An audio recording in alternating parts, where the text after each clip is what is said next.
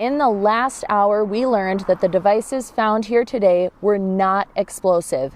Just minutes ago, police told us that the suspect is a 31-year-old male from Duluth who had multiple warrants out for his arrest. We did get an update from St. Louis County Sheriff Ross Littman, who said that one male is deceased following this incident. There is a lot to see and hear outside the Douglas County Courthouse tonight. We just wrapped up a powerful demonstration, and we have now moved around the building. People here at the rally tonight said that they love their country and their freedom and feel that their freedom is being taken away by COVID-19 restrictions. The people that we spoke with here tonight told us that they are sad and mad about what took place at the Capitol yesterday. Kamala Harris being sworn in as vice president today holds significant historic weight that those we spoke to today said they were excited to experience in their lifetime.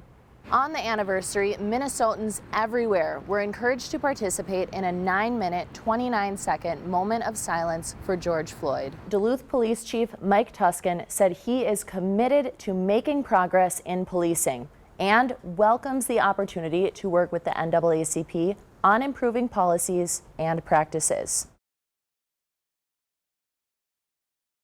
An investigation is underway at UMD after student reporters used their journalistic skills to obtain a chain of controversial emails about their paper.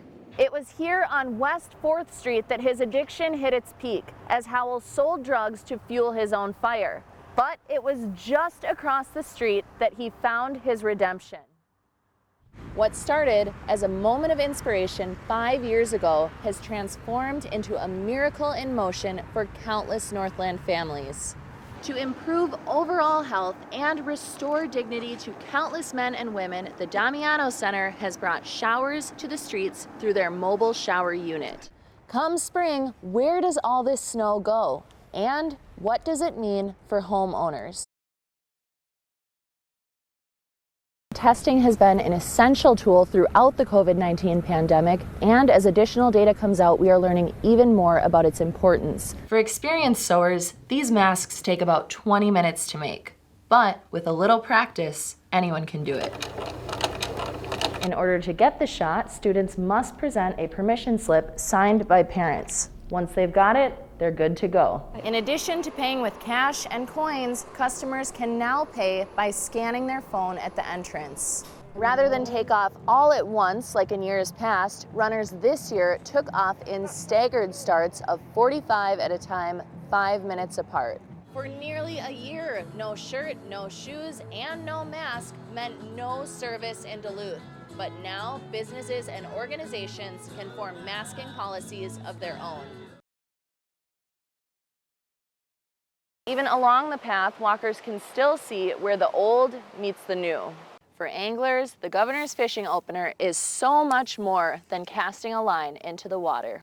The film is called Abroad. It stars 2 Korean actors who visit the North Shore, where they become entangled in a murder mystery that is heightened by language barriers. And folks are flocking to the North Shore to see the magnificent colors. What we are seeing right now is the build-up to the 2020 Birkebeiner. Here at Mont du Lac Resort, officials say they still have a foundation of roughly 5 feet of snow, so there is plenty of time for people to hit the slopes. By the looks of it so far, the Tour of Lights is once again a huge hit.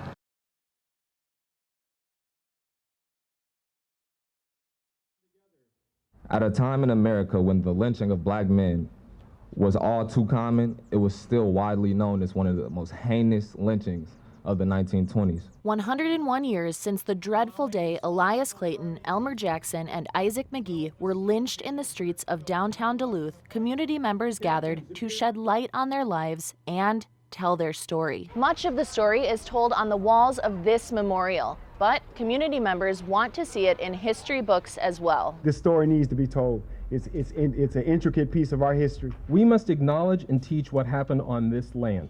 Let's give our children the future of this community, the truth they deserve, so that we can heal, support each other, and grow our city, our state, our country into the promises upon which our democracy was founded. To expand on their knowledge of the 1920 lynching, a group of men from a Twin Cities-based organization traveled to the Peace and Justice Memorial in Montgomery, Alabama this past week, before arriving in Duluth on the anniversary to speak. And we were actually able to see the jars of soil that had the names Elias Clayton, Elmer Jackson, Isaac McGee, and it was touching. It's life-changing when you're able to not only touch soil where this happened, but to commemorate this event. It's an honor. Going forward, they too hope to see the history of the Duluth lynchings taught in schools not only here in Minnesota, but across the country as life goes on. So it's important for us to live now and showing our kids. Keep that legacy going. Absolutely.